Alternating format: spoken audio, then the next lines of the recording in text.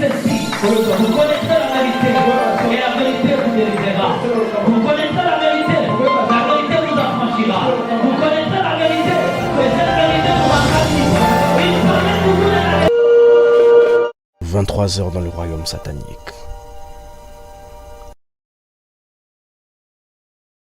En ce moment on s'éloignait de la fosse et cet homme n'a pas su qu'on le voyait. Dans la fosse suivante nous avons trouvé un homme qui cherchait de l'aide, demandant le secours pour qu'on lui sorte de là. Pendant qu'on regardait la fosse, il porta son regard vers là-haut et nous vîmes, il supplia le Seigneur de lui faire sortir mais Jésus lui disait sans cesse qu'il était déjà trop tard, pour lui le jugement fut tombé et il ne pouvait plus sortir. Il disait Seigneur fais-moi grâce, accorde-moi encore l'occasion de revenir sur la terre, je peux me repentir, je veux échapper à cet endroit c'est insupportable. Je n'en peux plus, souviens-toi de tous les temps dont j'ai passé à l'église, je priais, mais le Seigneur lui dit, la méchanceté de ton cœur t'a empêché d'entrer dans mon royaume. J'ai posé la question de savoir pourquoi il se retrouvait là. Le Seigneur me dira, un jour il y avait quelqu'un à l'église qui traversait des moments très difficiles et compliqués, il est venu vers lui pour lui demander de l'assistance. Dans son cœur il dit l'argent dont j'ai, il y a des problèmes qui me préoccupent, des projets à réaliser. Mes revenus ne suffisent pas à les résoudre. Il s'opposa à l'aider, il n'a pas voulu apporter son assistance. La personne demandant de l'aide n'était pas au courant du refus de ce dernier. Mais lui-même étant conscient qu'il pouvait le faire même avec le peu qu'il possédait. Au lieu de se limiter là, le Seigneur me dit il est allé dire à quelqu'un d'autre. Et quand il a fait cela, la sentence fut déclarée au ciel, sa condamnation fut réglée Luc 10h30-37.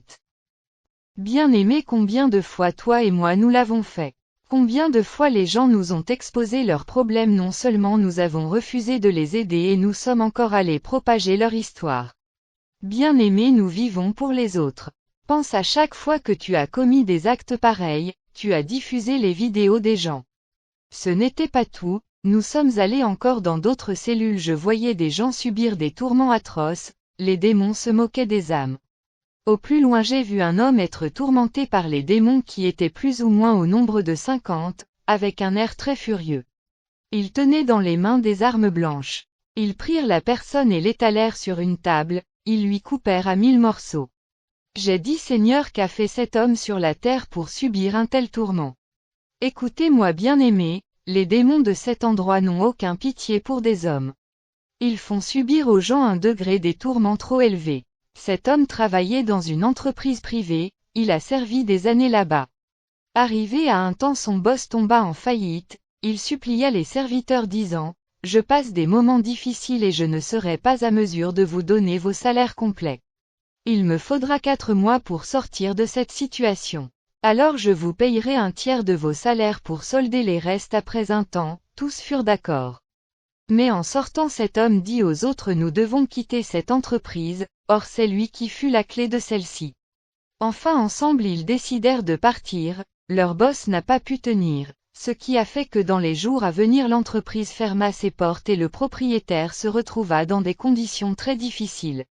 Lui étant l'initiateur du découragement pour les autres, son patron en lui demandant service, le Seigneur me dit qu'il a oublié toutes les faveurs qu'on lui a accordées ainsi que des avantages. À cause de cela après sa mort il s'est retrouvé ici. Les qui furent à l'intérieur de cette cellule étaient conscients qu'ils n'ont pas pu aider les autres. Tu fus capable d'aider quelqu'un mais combien de fois tu ne l'as pas fait? Combien de gens tu vois être dans le besoin? Combien de gens ont besoin de ton assistance? Combien de gens ont besoin de te voir un héros dans leur vie? Mais tu ne veux pas le faire. Combien de gens tu vois être plongés dans le mal? T'es le premier à se moquer de ceux qui trébuchent, mais t'es jamais à côté de ceux qui se prosternent pour prier. Où est cette génération des chrétiens, les gens qui sont capables de dire nous voyons que telle personne ne marche plus dans la présence de Dieu, alors je prends les autres, nous allons à la montagne se prosterner devant Dieu pour prier en faveur de ces gens pour qu'ils puissent revenir dans la bonne voie. Mais nous sommes les premiers de se tenir à côté pour se moquer d'eux, pour les calomnier. Combien de fois avions-nous fait cela? Tu connaissais un héros que tu vois tomber, as-tu prié pour lui? Faisons comme David lorsqu'il apprit la mort de Saul et de Jonathan, malgré sa persécution, il pleura les héros qui tombent. Les pasteurs de notre pays sont tombés, ils étaient autrefois des héros, nous sommes des fruits de leur conversion, leurs prédications nous ont édifiés, il y a des gens qui ont payé le prix pour l'évangile dans ce pays. Mais on est en train d'observer leur chute et on est en train de les tuer encore. L'Église du Congo devait retourner à prier pour tous ceux qui tombent, si leurs prédications nous ont changés. Nous sommes dans la guerre, tout le monde peut recevoir un bal, mais que font les soldats lorsqu'un d'eux est touché? Ils lui retirent du front et prennent soin de ses blessures. Est-ce qu'on peut retrouver encore cette Église? Moi je crois que ça sera possible un jour. Pourquoi enterrons les gens qui nous ont édifiés? Retenez bien, à chaque que tu ne pourras pas assister ton prochain, tu ne peux pas aider quelqu'un dans le besoin, Dieu te jugera pour ça. Je n'arrivais pas à continuer le chemin de ce voyage en craignant voir des gens souffrir de la sorte. Le Seigneur insista, c'est pour ton intérêt de voir ces choses. Après cela nous avions vu une femme dans une fosse, par sa voix j'ai su qu'elle fut une femme. Puisque sa chair tombait sur le feu et son corps calciné. Que ce qu'il a fait. Le Seigneur me dit, elle était avec son homme, tous deux fidèles à la voix de Dieu. Un jour son mari influencé par ses camarades, il décida volontairement et délibérément d'abandonner la voix de Dieu. Sa femme au lieu de prier pour son conjoint, elle se moquait de lui. En quittant la voix de Dieu il commença de persécuter sa femme, et celle-ci sa joie fut de voir son mari mourir pour lui foudre la paix. Mais en ne supportant pas cette persécution, elle décida de quitter ce mariage, tout en abandonna ses enfants pour sauver sa vie en lieu et place de chercher la face de Dieu. À cause de ça elle se retrouva en enfer. Femme, tu ne peux pas quitter ton mari ni ton mariage puisque ton mari ne partage pas la même foi avec toi. Même s'il te persécute à cause de ta foi, reste là et cherche la face de Dieu pour lui. Il a besoin de l'assistance de Dieu. Le Christ mourant sur la croix il a dit ceci, Seigneur pardonne-leur puisqu'ils ne savent pas ce qu'ils font. C'est lui qui fut la cible de la mort mais il regarda la mort dangereuse qui attendait ces gens après être partis de ce monde. Combien de fois nous prions pour ceux qui nous font du mal? Pardonnons ceux qui nous font du mal. Même si quelqu'un te fait du mal prosterne-toi et prie pour elle. 12e prison, chambre de ceux qui portaient des noms. Qui avaient l'origine satanique. Genèse 32 sur 24-28. Cette mission de témoigner a été établie déjà par lui-même le Seigneur. Un témoin c'est celui qui a vécu certaines réalités ou vérités. Un témoignage c'est le fait de témoigner ce dont tu as vécu. Jésus-Christ a tenu à cela dans le livre des Actes des Apôtres 1 sur 8, disant vous serez mes témoins. Le Seigneur a mis une touche dans la foi chrétienne, le christianisme est une croyance de ceux qui ont vécu des choses, la vie chrétienne est l'ensemble des expériences vécues par les gens. Ceux qui ont rencontré le Seigneur viennent pour nous raconter leur expérience afin de nous stimuler pour aller loin. Le témoignage vient rappeler notre responsabilité. Je me souviens lorsqu'on faisait ce voyage, le Seigneur me disait toujours, ce que tu vois est un avertissement pour l'Église. Mais il y aura un prix à payer. Tu seras un sujet de rejet, de jugement et des mauvaises propagandes sataniques. Ils se lèveront dans tout le temps pour empêcher ce message. Ce dont tu as vécu restera sur ta tête, le monde sera au courant de cette réalité. Attends-toi au combat du diable, il te combattra jusqu'à t'amener à abandonner, il détruira ta réputation. Mais je révélerai aux fils du royaume le combat dont tu feras l'objet et ils te soutiendront, tu seras l'ennemi principal du royaume d'obscurité. Lorsque le Seigneur me parlait nous étions au séjour des morts, un endroit inexplicable à l'entendement des hommes, partout en enfer faisait ressentir la force du mal, la peur et l'angoisse furent de partout. Cette réalité du séjour des morts fut au-delà de l'entendement des hommes, je fus étonné bien-aimé que les supplices étaient au-delà de la raison de l'intelligence. Aucune compréhension des hommes au sujet du tourment des âmes. Étant humain je pensais que ceux qui mouraient allèrent se reposer. Mais je me suis rendu compte du danger qui guettait cet endroit car ces gens payaient ce qu'ils ont commis comme péché dans ce monde. Ils regrettaient d'avoir fait toutes ces choses, ils pensaient comment ils ont joué avec la vie leur accordée par le Seigneur. L'endroit fut sale, jamais je n'ai vu un pareil site. Sans le Seigneur je ne pouvais pas finir ce voyage seul. Je pensais à chaque seconde que j'accordais à ma vie au bien-être de ce monde et pour ceux qui étaient à cet endroit, c'était trop tard. Le jugement fut prononcé. L'enfer est séparé par des sections, les âmes sont classées par rapport aux actes affreux qu'ils ont commis dans leur vie. Ces gens furent terriblement désolés. Mais qui pouvait leur entendre encore? Dieu étant devenu sourd à leurs supplications. Puisque l'occasion leur fut accordée sur la terre mais ils ont bafoué comme toi et moi, le Seigneur me disait toujours aujourd'hui tu verras des choses, tu diras aux hommes de la terre d'éviter cet endroit à tout prix. Réfléchissez bien-aimés, que dois-tu faire pour éviter cet endroit? C'est de donner parfaitement ta vie à Jésus. Il me dit en ce moment-là, vous êtes en guerre avec les forces du mal, dis à mon peuple de chercher la délivrance. Sachez que le pouvoir maléfique cherchera à dominer les habitants de la terre. Il y a des niveaux de la sanctification qui exigent que la délivrance. Nous faisions notre route vers une colline très élevée, le foudre fut jeté sur cette montagne, je ressentais que nous étions au milieu de la fournaise, un feu jamais vu dans le monde. Même si on mélangeait tous les volcans de la terre le feu n'arriverait pas à la montagne. Il y avait des éclairs qui déferlèrent sur la montagne, les gens poussaient des cris atroces. Le Seigneur continuait de me parler disant, sais-tu que beaucoup de noms exercent l'influence sur la vie des hommes? Sache qu'il y a un type des péchés qui mène à la perdition et je veux que le monde soit au courant de cela. Mais dis à mon peuple j'ai vaincu le monde. Je voyais quelque chose devant nous comme un ombrage, en fixant mon regard je lui ai dit Seigneur qu'en est-il de ce que je vois? Que ce qui va suivre après cet événement? Il me dit fixe ton regard. Je voyais au milieu de l'aurore quelque chose comme une porte, un petit trou dont il était écrit dessus, lieu de tourment réservé pour ceux qui portaient des noms qui avaient l'origine satanique. En ce moment-là je fus stupéfait. J'ai dit Seigneur c'est quoi ça? Il dit, le nom porte un esprit, et chaque nom dont un homme porte a un esprit. La vie de l'homme est gouvernée par le nom qu'il porte. C'est le nom qui exerce une influence chez une personne. Dieu jugera les espèces des esprits que tu portes par rapport à ton nom. Dis à mon peuple de faire attention en s'accrochant aux noms qui pourraient leur coûter cher. Je fus au bout de mes forces et je ne voulais plus continuer cette expérience. Le trou dont de loin le regard pouvait voir, il y a un démon qui sortait de là avec le regard défiguré, dans sa main tous les noms des blasphèmes contre Dieu. Le même trou crachait le feu, je me rendais compte que c'est fut une réalité. L'enfer est une réalité. En sortant ce démon poussa un grand cri disant, ils subiront ce tourment car ils ont suivi la mauvaise direction, après il partit. Les démons furent au travail à chaque seconde, minute, et il n'y avait pas du repos.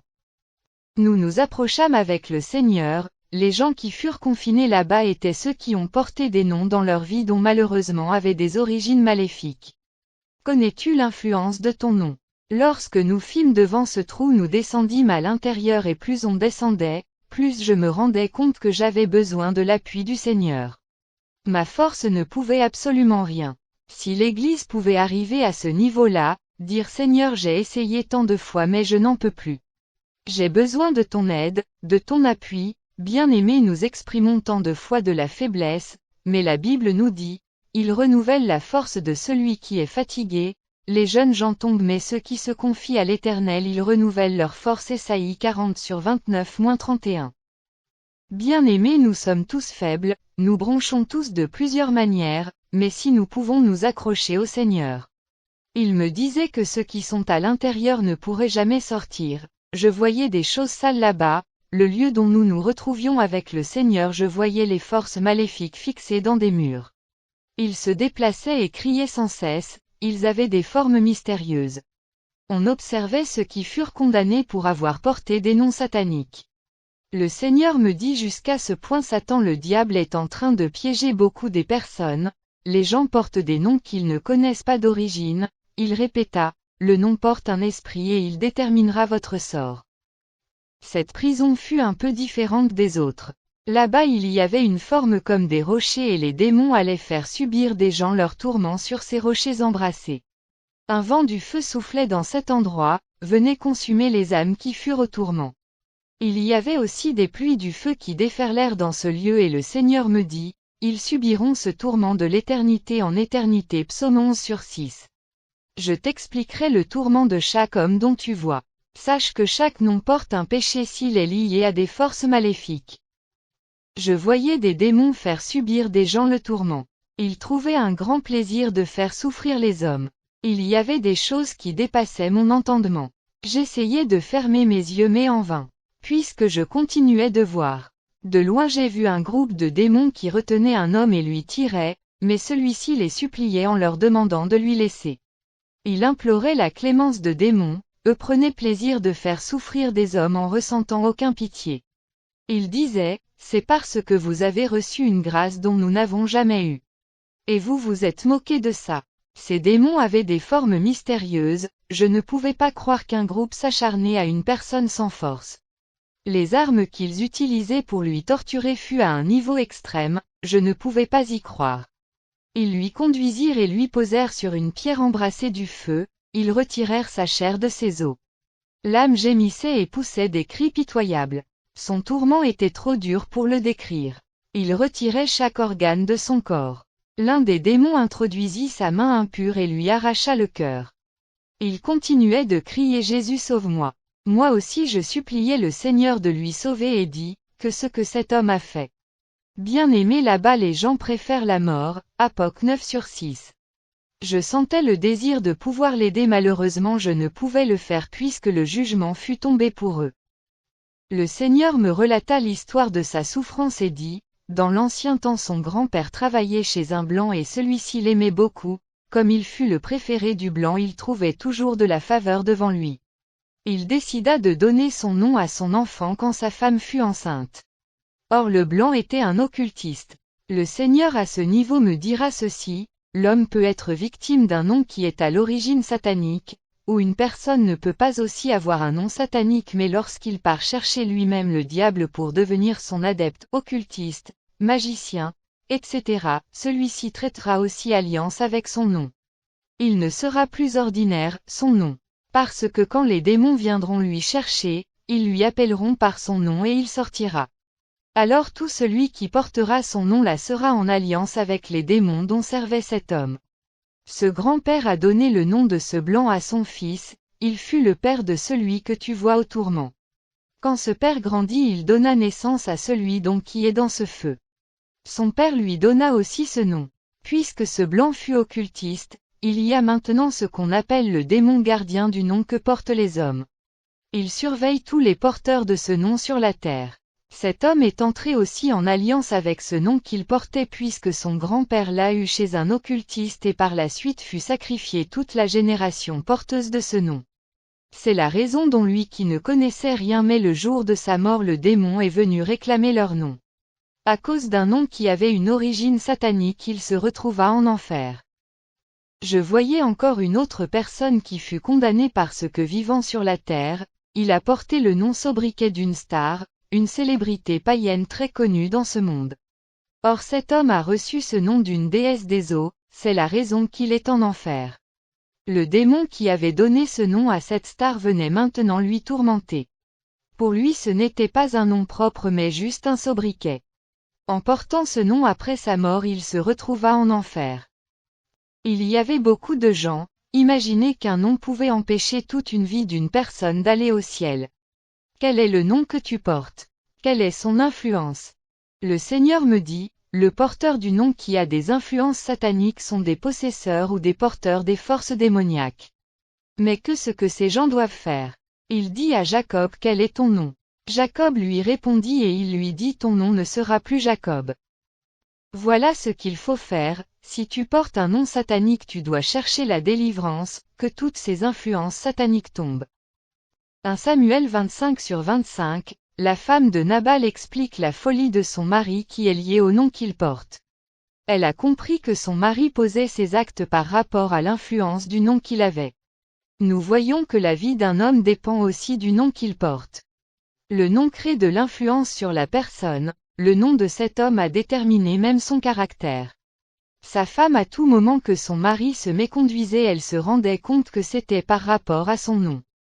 Connais-tu la signification de ton nom? Dieu reconnaît l'homme à travers le nom qu'il porte. Souvenez-vous il dit à Abraham ton nom sera Abraham. Puisque le nom donne l'identité à un être humain. Ce que j'ai remarqué à chacune de ces âmes qui furent là, ils avaient une plaque chacune sur le thorax dont fut mentionné le nom que chacun portait sur la terre. Si le nom avait un pacte avec les alliances maléfiques, les démons originaires de ce nom étaient là pour tourmenter cet homme. Bien-aimé, pendant que je regardais ce tourment, voyez quelque part les âmes réclamaient de l'eau puisqu'il avait soif. Luc 16. J'ai vu un démon s'approcher d'eux, leur demanda, vous avez besoin de l'eau. Attendez, je vais vous offrir de l'eau. En regardant ce spectacle, je lui ai vu partir dans le noir et revenir avec 2 seaux. Quand il fut arrivé, ces âmes qui étaient devenues squelettes s'approchèrent de lui dans l'espoir de boire ne fût-ce que de l'eau. Ce démon les saisit tous et commença à verser ce liquide dans leur bouche, dans les mâchoires puisqu'ils n'avaient plus de la chair. En faisant cela, leurs mâchoires furent encore calcinées. Ils demandaient la clémence de ce démon, ce dernier se moquait d'eux. Pendant que je regardais ce tourment, j'ai vu une âme parmi elles commencer à courir cherchant un endroit pour échapper au tourment. Malheureusement, il n'y a aucun lieu pour se cacher, pour être à l'abri du feu et de la chaleur. Le seul endroit pour être à l'abri, la Bible dit ceci: celui qui se repose sur l'ombre du Tout-Puissant, Jésus-Christ est l'abri éternel. Le seul moyen de fuir la colère à venir, c'est d'être sous l'abri de Jésus-Christ. Pendant que je regardais l'âme qui cherchait un endroit pour se couvrir, subitement 2 démons l'attrapèrent. C'était pitoyable, bien-aimé, il poussait des cris. Sa voix fut celle d'une femme. Lorsqu'elle était sur la terre, le nom dont son père et sa mère lui donna fut déesse, ce qui l'a amenée en enfer. La femme demandait aux démons de lui accorder un temps. Les 2 démons commencèrent à lui observer, mais là où elle se tenait il y avait des choses comme des éclaboussures qui sortaient de la terre qui consumaient ses jambes. Elle commença à dire à ces démons, « Est-ce lorsque nous naissons choisissons nous-mêmes nos noms ?» Ils lui répondirent non, c'est vos parents qui vous le donnent. Elle leur dit, alors je ne suis pas responsable de ce nom. Les démons lui dirent ce nom vient de nous. Comme il a des alliances et des accords avec nous, tu as accepté de porter le nom de déesse sur la terre, donc toute ta vie tu as été considéré comme un démon humain, raison pour laquelle nous avons la responsabilité de te torturer. Elle pleura, les 2 démons ramassèrent des cailloux enflammés et lui cogna sur la tête. Sa crâne fut écrasé et se rassemblait rapidement. À cause de ce nom, cette femme a souffert enfer. Bien-aimé, je continuais de voir les âmes au tourment, comment le feu venait les consumer. Plus ils étaient dans le tourment, plus la chaleur s'augmentait. Le feu sortait de toute leur carapace. Ceux qui furent là-bas, leur corps était perforé, des vers sortaient dans tout leur corps. Quelque part j'ai vu encore un homme au tourment, en s'approchant avec le Seigneur, on lui regardait et il tourna son regard vers nous, commença à supplier le Seigneur de lui faire sortir de là. Disant, mon tourment fut trop élevé, je n'en peux plus Seigneur. Il suppliait le Seigneur. Pendant que je lui regardais, le Seigneur lui dit, le nom dont tu portais ne m'appartenait pas, c'est à cause de ça que tu es condamné. Cet homme sur la terre s'habillait souvent en Versace, alors les gens lui ont surnommé comme tel. À côté il y avait un homme qui s'appelait Taylor. À cause de ce nom aussi il s'est retrouvé en enfer. Le Seigneur lui a dit que le propriétaire de ce nom fut un occultiste.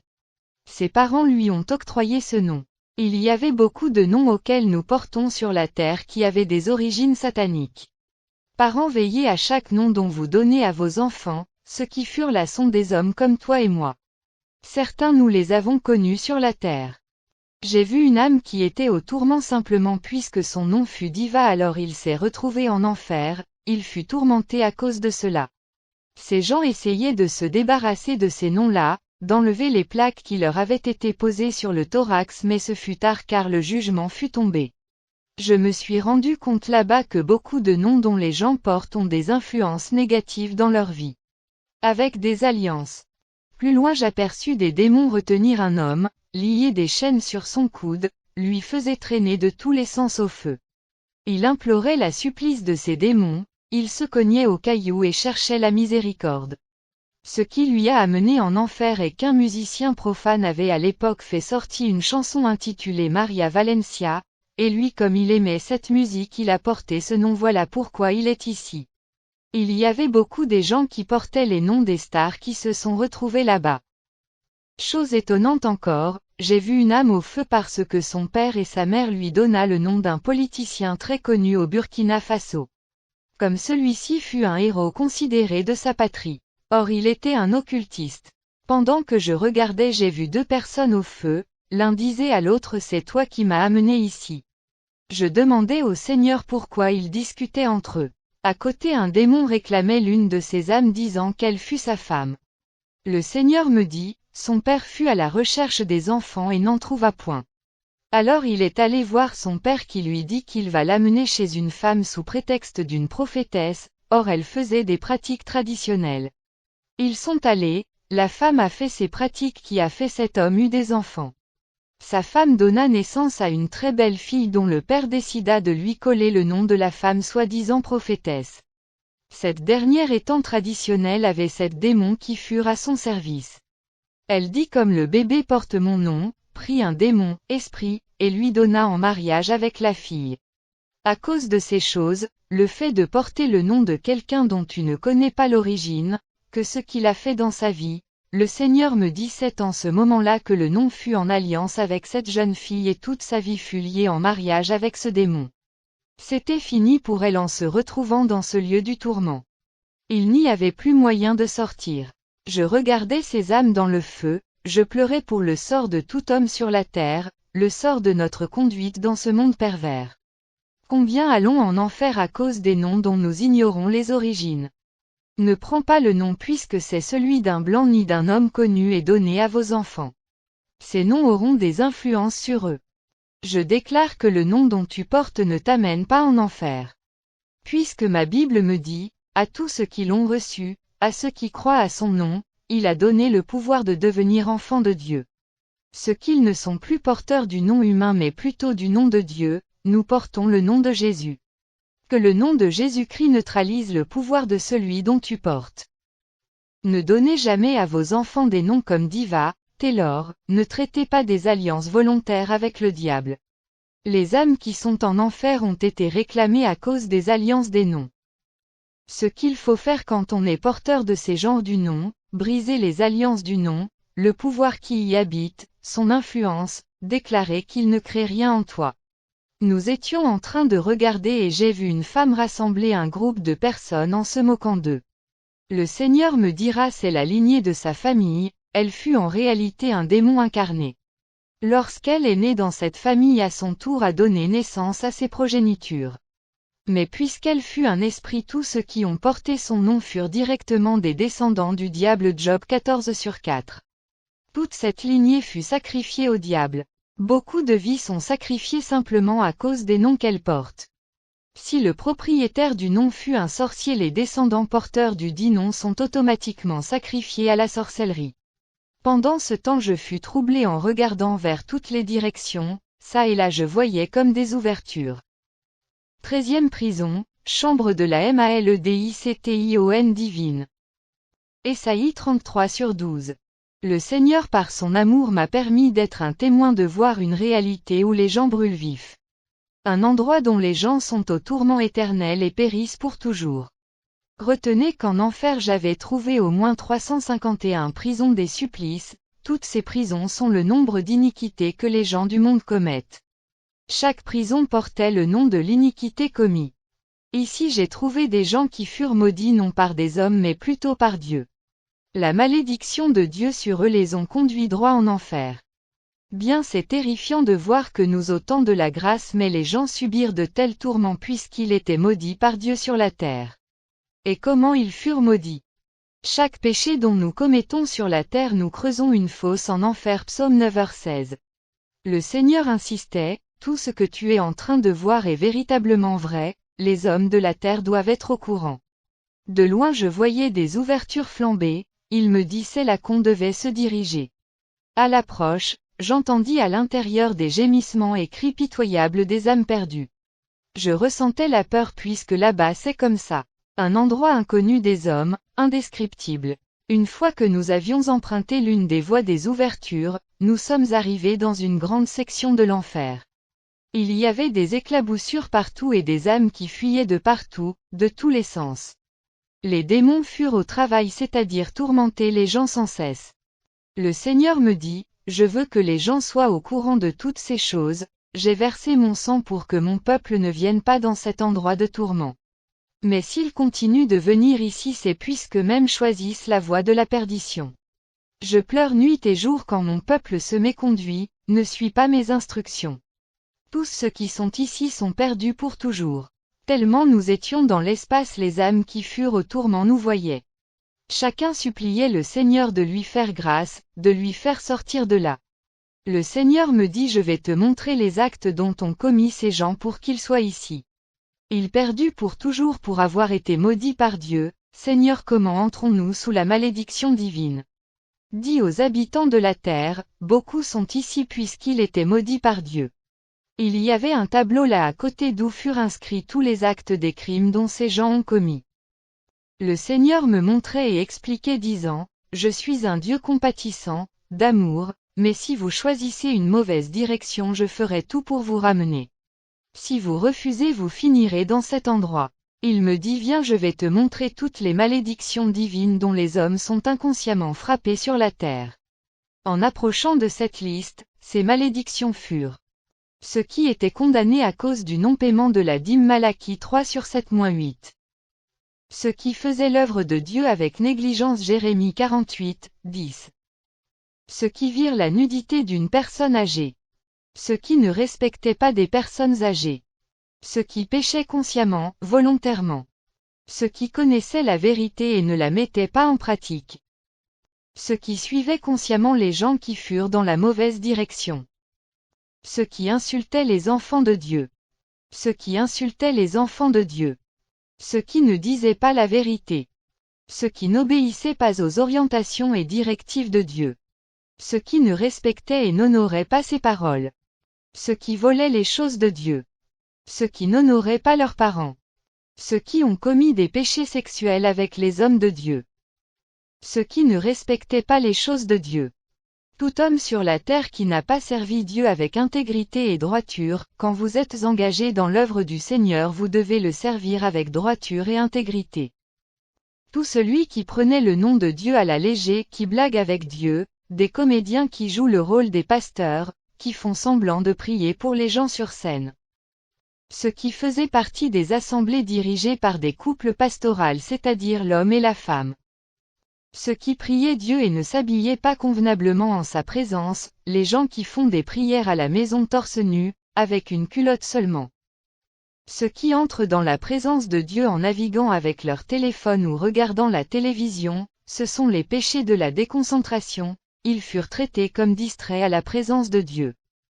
Ceux qui vivaient à la fois dans les choses de Dieu et du monde mais tout en étant enfants de Dieu. Ceux qui prêchaient la parole de Dieu avec beaucoup des erreurs, en réalité il n'a pas menti mais il ne connaît pas la vérité sur ce qu'il veut enseigner.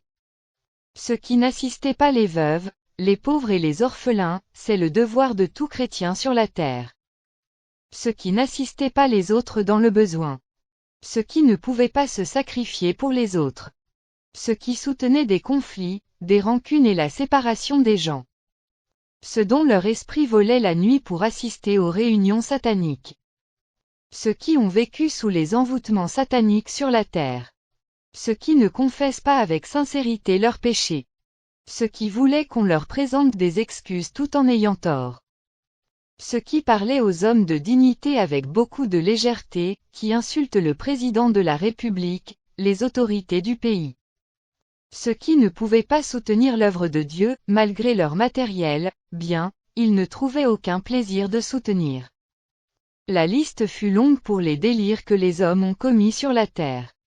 À cause de beaucoup de fautes dont ces gens ont commis, ils furent sous la malédiction divine. Ces gens ont commis trop de délires sur la terre. J'ai dit Seigneur, mais ils ne savaient tout ça. Il me dit, ici en enfer ceux qui ont péché volontairement et involontairement s'y trouvent. Je me suis souvenu que la Bible le dit dans le livre de Lévitique que ceux qui pêchent involontairement sont coupables. Réfléchissez pour toutes ces choses. Cette prison fut réservée pour des gens qui ont péché directement envers Dieu. La sentence de Dieu a déversé la malédiction sur leur vie et les ont portés pendant leur voyage sur la terre. Le Seigneur m'a dit ceci, ces gens-là qui sont sous la malédiction divine peuvent prospérer sur la terre, être bénis, mais finir sous ma malédiction. Je fus étonné de voir des choses pareilles. Tu peux servir Dieu toute ta vie sur terre mais finir dans cet endroit pour avoir été maudit par Dieu. J'ai retenu une chose très importante dont le Seigneur m'a dit pour ceux qui n'assistaient pas les orphelins, des pauvres. Il est conseillable qu'un homme dont Dieu a créé puisse chaque mois apporter une assistance soit aux pauvres, soit aux orphelins, soit aux veuves. Dis à mon peuple en faisant cela je répandrai ma bénédiction sur eux. Ils doivent le faire avec fidélité. Combien de fois as-tu assisté le pauvre?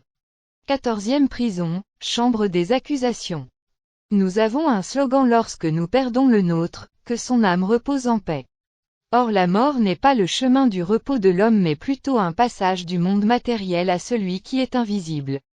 Il y a un endroit approprié pour le repos Matthieu 11h28. Mourir n'est pas le moyen de se reposer car le repos se trouve en Christ. Le jour où tu l'as accepté, tu es entré dans le repos de Dieu. Et pour Dieu la paix c'est être en communion avec son Fils Jésus-Christ. En enfer il y avait tellement de l'obscurité, là-bas la lumière n'existe pas. Toutes les âmes demandaient de l'eau, ils étaient enveloppés du feu. Je pleurais de voir ces gens au tourment et disais au Seigneur de me faire retourner sur la terre. Si je n'étais pas avec lui je ne pouvais retourner. Nous marchions avec le Seigneur et de loin nous entendions les démons chanter et crier comme s'il y avait un festin. Le Seigneur me dit on doit aller vite pour que tu vois des choses étonnantes qui se passent dans ce lieu car mon peuple doit être au courant de ça. On voyait des lutins passer, je me suis attaché au Seigneur. En s'approchant il y avait une grande obscurité mais je voyais une description, en fixant mon regard, le Seigneur me dira ceci, c'est là que nous devons entrer. Il était écrit, prison des accusations psaume 109/6. Ce fut un lieu du tourment réservé aux âmes accusées en enfer.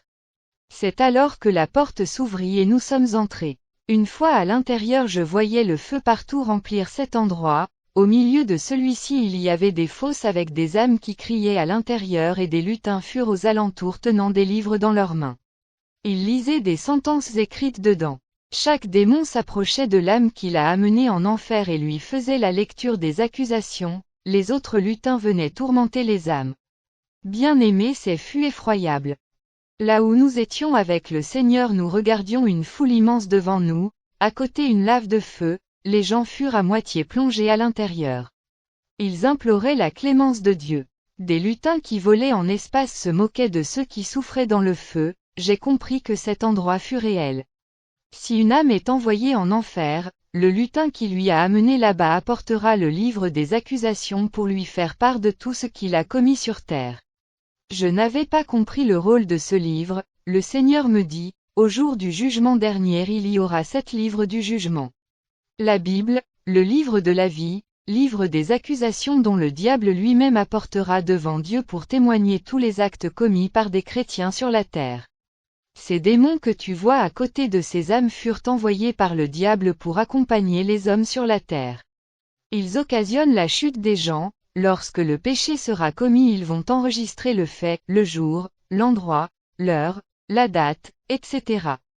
Quand tu mourras c'est lui qui viendra te prendre, partira avec toi et te montrera tout ce que tu as fait.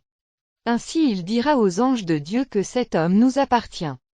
Toi tu n'auras pas la force de résister puisque tout ce dont tu as commis comme péché est enregistré dans son livre. Il te surveillait partout où tu allais car ce fut sa mission lui confiée par le diable pour témoigner devant Dieu que cet homme n'est pas ton enfant. Sa vie fut écrite dans notre livre. Attention bien-aimé, peut-être tu commets des péchés et tu dis personne ne me voit. Sache-le bien qu'il y a un monde invisible et des esprits méchants qui nous surveillent jour et nuit. Je regardais ces gens au tourment, c'était terrible. Le Seigneur me dit, approche-toi de ces âmes pour voir leur tourment.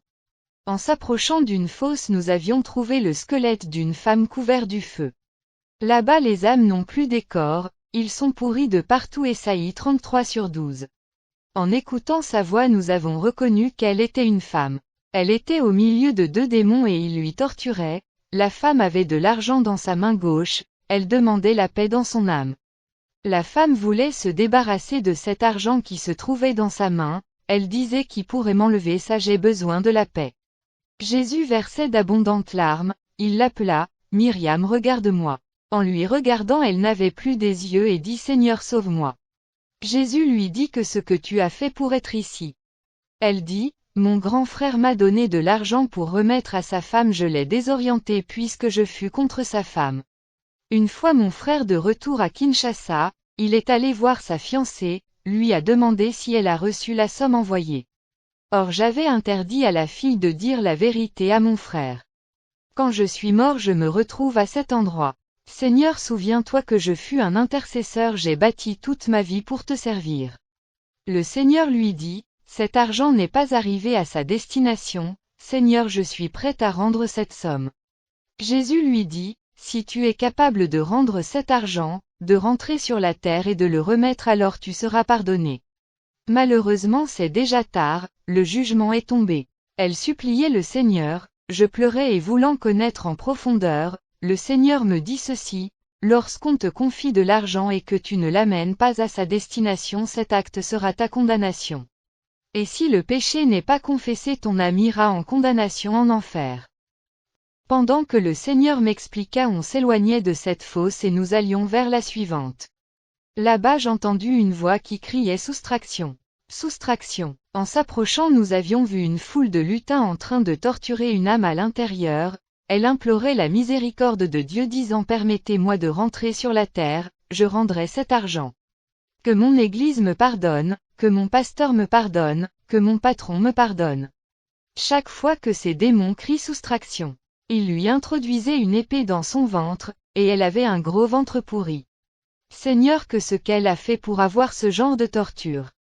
Le Seigneur me dit, chaque fois qu'on lui envoyait d'aller faire quelque chose, il soustrait de l'argent pour ses intérêts. Il travaillait dans une entreprise et il fut chargé de la maçonnerie, à chaque devis, l'entreprise lui remettait la somme voulue et lui, soutirait un peu pour ses dépenses. Ce qui ne t'appartient pas n'est pas à toi. On ne gagne pas sa vie dans ce qu'on t'a donné pour faire quelque chose. Me dit le Seigneur, voilà son âme est perdue dans cet endroit. Je me souvenais combien toi et moi avions fait ce genre des choses. Bien-aimés, pour eux c'était fini. Ces âmes souffraient à cause des accusations qui venaient de la terre. Quand nous avions quitté ce lieu, on a vu une femme arrêtée par 2 démons qui disaient, nous devons te conduire au tribunal là où on juge le gens. Le Seigneur me dit suivons ces démons. Arrivé quelque part nous avions trouvé un démon assis sur son trône et l'âme condamnée jetée par terre. Ce démon se moquait de lui, il ouvrit le livre des accusations, commença à lire l'acte de sa condamnation. Une partie nous dit, il fut intercesseur dans son église, mais il répandait des faux témoignages pour ses prochains. Ces démons lui dirent, tu as séparé beaucoup de gens dans ton église, est-ce que dans la Bible de votre Dieu est-il écrit que tu dois critiquer tes frères et sœurs? Et lui ne croyait pas à ce qui fut écrit car elle disait j'étais une femme sainte. Ils lui dirent tout ce que tu as fait est écrit dans ce livre. Elle répondit vous mentez. Ils lui dirent c'est vrai notre père est menteur mais les choses écrites dans ce livre sont tes actes. Puisque tu ne crois pas à cela. Ce démon pointa son doigt dans l'espace et un écran fut sorti. Moi et le Seigneur nous regardions aussi à la télé, nous vîmes une sœur entrer à l'église et devant elle il y avait 2 autres sœurs. Après son entrée elle dit à celle qui fut à son côté, tu vois comment elle marche. Moi je suis très sage, elle vient d'avorter. L'autre sœur lui demanda comment tu le sais. Elle répondit, ma grand-mère me l'a montré, si tu vois une femme marcher comme ça elle vient d'avorter. Automatiquement ce démon a écrit condamnation. La femme avait la bouche fermée ne sachant quoi dire. On lui montra encore comment elle partait partout dire aux gens que cette sœur a avorté, or la chose n'était pas vraie puisqu'elle n'avait pas d'épreuves. Mais elle détruisit la réputation d'autrui. Ces démons lui dirent c'est ta bouche qui te condamne. Matthieu 12:36. Combien nous répandons des fausses nouvelles, des choses dont nous ne maîtrisons pas. Après elle, les démons furent approchés encore un autre homme. Lui il créait ses propres pensées pour les autres, la victimisation était son mode de vie. Dieu jugera les intentions des hommes, la Bible nous interdit de penser le mal pour les autres. Vis en paix avec ceux qui sont en bons termes avec toi. Il créait des idées pour les autres. Les démons furent approchés encore un homme qui est allé contracter un prêt auprès d'une banque. Au pays qu'il vivait, si tu n'as pas le moyen de rembourser l'argent emprunté, les autorités annuleront la dette. Et lui, c'est devenu ses habitudes. Il se contentait de prendre beaucoup d'argent pour qu'à la fin se déclare incapable de payer. Quoique le pays annulait ses dettes, mais devant Dieu ce ne fut pas le cas. Il fut conduit au tourment. J'ai vu encore une âme s'approcher devant ce démon et ce dernier se leva de son trône et lui dit, « De toutes les âmes qui sont ici, toi tu es le plus imbécile. » Il ne savait quoi dire, des lutins lui entourèrent avec des épées. Sa condamnation fut le prêt d'un pain de 300 francs congolais. La maman venait chaque matin pour récupérer son argent et lui sortait à 4 heures pour l'échapper. Le jour suivant, la maman revient encore, une personne de la parcelle lui signale comment ce monsieur fuyait, si tu veux le voir passe vers 4h30. Après un autre jour, comme il s'apprêtait pour fuir, la maman était venue, il fut irrité pourquoi à cette heure on devait venir lui demander la dette. Il dit à la maman, reviens, je te donnerai ton argent pendant le jour et non la nuit. Cette dame fatiguée, elle lui laissa cette somme. Les démons lui fit voir sa poche, comment est-ce qu'il ne manquait pas d'argent pour donner à cette pauvre dame. On multiplie le montant de la dette par 1000 pour atteindre son salaire. Enfin les démons lui dirent, c'est nous qui t'ont envoyé de faire ces choses. Où se trouve notre faute? Il leur répondit, j'étais envoûté. Mensonge, donne-nous la preuve de l'envoûtement. Il se met à genoux et supplia ses démons. On continuait à lui montrer comment cette dame fut venue la nuit pour tout simplement l'informer de l'abandon de son argent. Voulant payer, la maman refusa et partit. Les démons lui dirent, quel sera alors ton châtiment? Puisque tu es un imbécile.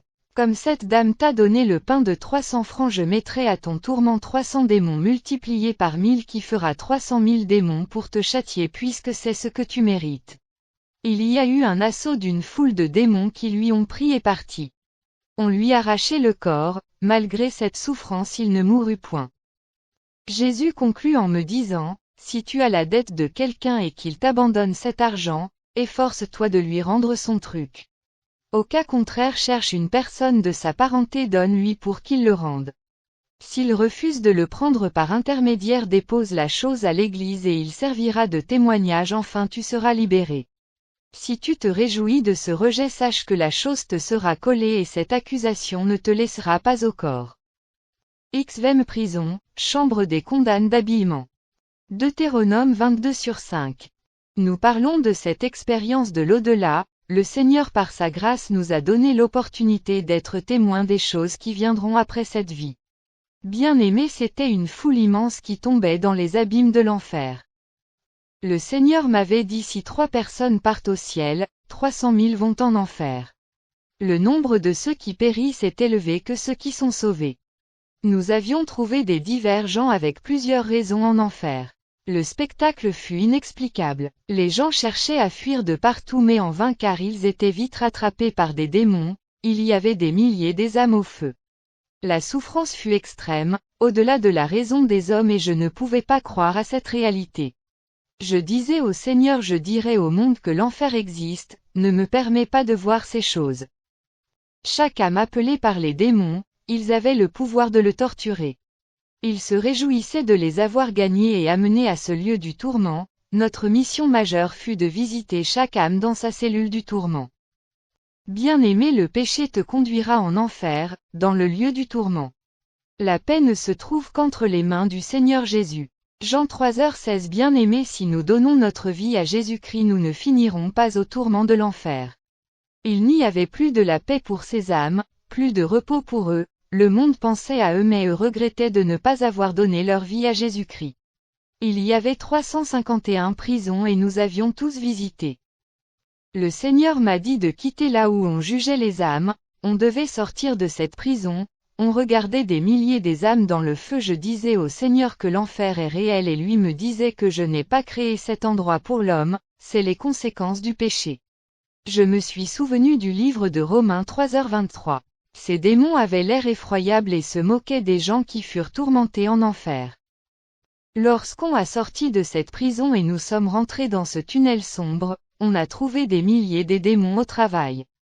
C'est-à-dire torturer les âmes. Ils étaient actifs dans leur mission jusqu'au jour du jugement dernier. La seule lumière qui nous permettait de voir fut celle du Seigneur. En marchant, je fus attaché à lui. Je lui ai demandé si ces choses furent réelles et il me dit c'est réel. le monde doit en être au courant et il faut leur avertir. Petit à petit qu'on s'approchait, nous étions arrivés quelque part, il y avait une porte d'une prison à ma gauche dont au linteau il y avait une description, chambre des condamnes d'habillement. Le Seigneur me dit qu'on devait y visiter. Je lui ai demandé ce que les habits avaient sur la vie des gens. Il me dit, mon Église est sainte et j'ai appelé un peuple saint, tous ceux qui suivent les choses de ce monde ne pourront jamais entrer dans mon royaume. Il y a plusieurs habillements qui ne donnent pas gloire à ma personne. Et la porte s'est ouverte, j'ai vu des milliers des âmes dans les laves de feu et chacune dans son lieu du tourment implorait le Seigneur, suppliait sa grâce. Une chose a attiré mon attention, nous avions vu un démon assis sur un trône qui s'appelait Jézabel. Devant lui il y avait un fleuve de lave, à l'intérieur comme des cachots avec des âmes. Les démons qui l'entouraient, puisqu'ils furent nombreux à son service, se réjouissaient. Le Seigneur me dit, c'est elle la maîtresse des mauvais habillements sur la terre. Quand elle confectionne un modèle d'habillement sur la terre, elle envoie une marque de la prostitution pour détruire ses habitants. Bien-aimé, on observait ce démon sur son trône, avions entendu les dires de ses acolytes envers ceux qui furent au tourment.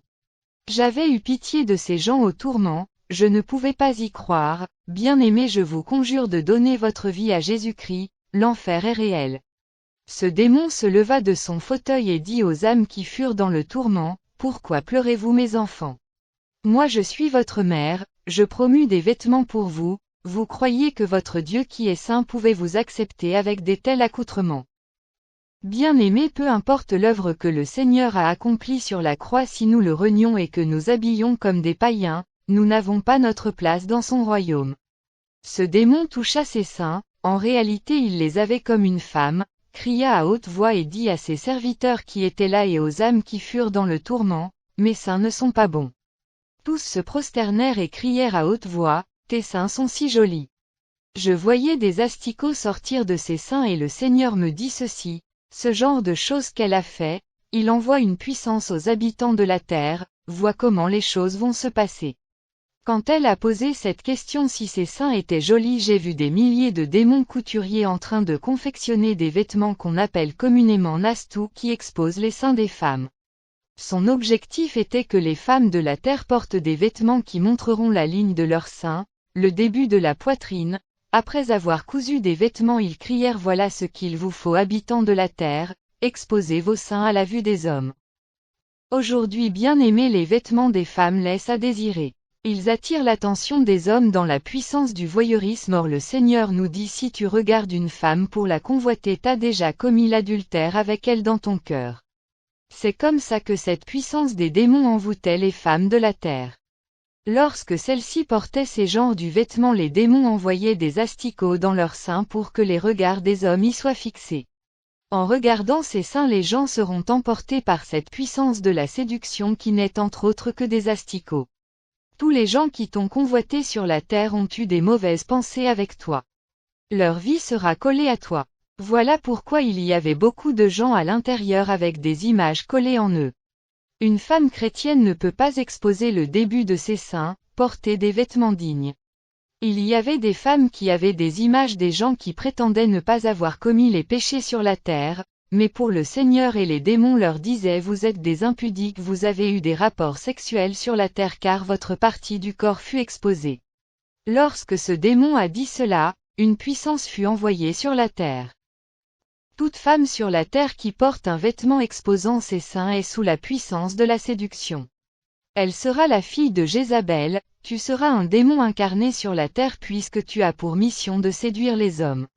Le Seigneur me dira ceci, la plus grande puissance qui amènera l'Église du temps de la fin à la perdition, c'est la puissance de la séduction.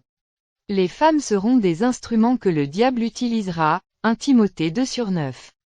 Beaucoup de femmes sont en enfer à cause de l'exposition de leurs seins. Bien-aimé, si tu fais ces choses, tu ne verras pas la gloire de Dieu. Ce démon l'a dit encore, mes filles, est-ce que mes jambes sont mauvaises? Bien-aimé, lorsque moi et le Seigneur regardions ses jambes, en réalité elles furent squelettiques. Des sortes de serpents sortaient de là. Le Seigneur me dit ceci, toutes les femmes de la terre porteront de muni-jupes. J'ai vu des démons confectionner des jupettes, les envoyèrent aux femmes de la terre. Le Seigneur me dit, les femmes de la terre refuseront de croire. Mais celles qui sont destinées à la vie éternelle seront sauvées à ces choses. Les femmes porteront des culottes et marcheront devant les hommes. La nudité n'aura plus d'importance. Il n'y aura plus de la honte pour celle des hommes, ils sentiront aisés d'exposer leur nudité devant les gens et les femmes pareilles. Voilà pourquoi vous êtes victimes des maris et femmes de nuit. La femme dit encore au démon, est-ce que mon ventre est mauvais? Ils crièrent à haute voix, maman, ton ventre est beau. Le Seigneur me dit, toutes les femmes de la terre exposeront leur ventre au vu et au su des hommes. Le diable entrera chez les femmes et enlèvera la honte de la nudité, elles n'auront plus l'opprobre d'exposer leur corps. Tous les lutins qui furent là se réjouissaient de ce que faisaient ces démons. Le Seigneur me dit, ils ont pour mission sur la terre de laisser les femmes aller à l'église mais de changer juste leur façon de s'habiller. Qu'elles s'habillent d'une manière honteuse, afin que le jour du salut qu'ils ne soient pas sauvés. Le Seigneur me dira maintenant d'aller visiter les âmes qui étaient dans le tourment. Nous avons laissé ce démon dire ce qu'il disait concernant la condamnation de ces gens-là. Tous ceux qui s'habillaient mal sur la terre, leurs noms furent écrits dans un livre et dans leur visage s'était écrit des prostituées. Même si tu fus marié mais seul ton habillement sur la terre. Ces démons avaient la mission de torturer et considéraient des femmes comme des prostituées. Bien-aimée étant une femme chrétienne, mettez une différence entre les païens et les chrétiens. Habillez-vous correctement comme tel et que cela donne gloire à Dieu. On regardait tout ce que ce démon fut en train de dire. Nous nous dirigeâmes sur cet étang de feu pour visiter les âmes qui y étaient là. En faisant notre entrée, bien-aimée, nous avions trouvé des femmes dans cet endroit et chacune demandait la miséricorde de Dieu. Ils furent squelettiques. Les démons venaient encore jeter les âmes dans cet endroit et on regardait. Bien-aimé, le péché conduit en enfer. Lorsque nous sommes entrés dans l'une des fosses, nous avions trouvé une âme avec des vêtements moulants dans son corps qui criait justice. Elle essayait de les enlever mais en vain. Il y avait encore 2 démons avec elle, ils lui demandèrent pourquoi portes-tu nos vêtements. Lui répondit, je ne savais pas que ça vous appartenait. Je les ai achetés avec mon propre argent, que ce qu'il y a du mal. Ils lui dirent, nous allons te torturer à cause de ces collants dont tu portais sur la terre. Est-ce que votre Dieu vous a-t-il permis cela? Bien-aimé, le corps d'une femme est sacré, votre morphologie attire le monde à la séduction. Portez des vêtements dignes d'une personne. Ces démons prirent la fourche et l'introduisaient aux jambes, elle criait en cherchant la miséricorde de Dieu. Elle suppliait ces démons en leur disant, j'avais beaucoup d'argent sur la terre, si vous laissez de me tourmenter je vous le donnerai. Ces démons lui dirent, l'argent ne peut absolument rien. Seul le nom de la personne dont on vous a parlé sur la terre est capable de vous sauver. Bien-aimé, même les démons reconnaissaient que le nom de Jésus-Christ est au-dessus de l'argent. À vous femmes qui portent des pantalons et collants, sachez-le bien que vous condamnez votre âme. Ce ne sont pas des vêtements appropriés. J'ai été choqué d'avoir entendu un pasteur qui disait à son église il y a des pantalons pour femmes et hommes. Bien-aimé, même si vous rentrez à l'histoire, ces choses n'ont pas été créées pour les femmes. Il y a des robes pour des hommes et pour des femmes mais non des pantalons pour des femmes. Quand on passait sa cage, la femme vit le Seigneur et lui dit, aie pitié de moi, je ne savais pas que cet endroit existe vraiment, je reconnais que j'ai mal agi, pardonne-moi. Le Seigneur lui dit, il y a eu la pitié pour toi lorsque tu fus sur la terre, tu as refusé l'œuvre accomplie sur la croix. C'est trop tard pour toi, bien-aimé, le jugement est prononcé. S'il te plaît mon doux Seigneur, aie pitié de moi. Elle a cherché à toucher même le sommet de sa cage pour supplier le Seigneur de lui faire sortir. J'ai dit au Seigneur, aie pitié de lui. Mais il me dit tout ce dont je pouvais pour lui, c'était sur la terre. Bien-aimé, la Bible dit, mon peuple périt faute de connaissance. Nous avions encouragé les femmes autrefois de porter ces choses mais cette expérience nous a changé la façon de voir les choses. Alors on passait sa cage, elle suppliait toujours le Seigneur mais lui disait à haute voix, trop tard, le jugement est déjà tombé. Bien-aimé, n'entendez pas que ça devient trop tard, sache qu'un jour le Jésus reviendra. Même s'il ne revient pas, la mort te surprendra. Repentez-vous, femmes chrétiens. Dans la cage qui suit, cet homme condamné fut agité puisque les démons qui furent avec lui avaient des lances et épées, ils essayaient de lui couper les jambes. J'ai dit, Seigneur, que ce qu'il a fait sur la terre. Il me dit, Lorsqu'il fut sur terre, il portait des culottes et se promenait avec ça. Dis aux chrétiens qu'un homme ne peut porter et se promener avec, c'est un truc de la chambre. Les jambes doivent être gardées et non exposées aux vues des gens. En arrivant près de sa cage, il cria: Seigneur, je fus ton serviteur, j'ai gagné beaucoup des âmes pour toi. Jésus lui dit: Je connais bien ton travail, je sais que tu as gagné beaucoup des âmes pour moi, mais tu ne t'intéressais pas pour toi-même. Tu n'as pas regardé ton éternité. Tu as servi de pont pour le salut et tu n'as pas sauvé ton âme. Il dit: Seigneur, que ce que j'ai fait du mal.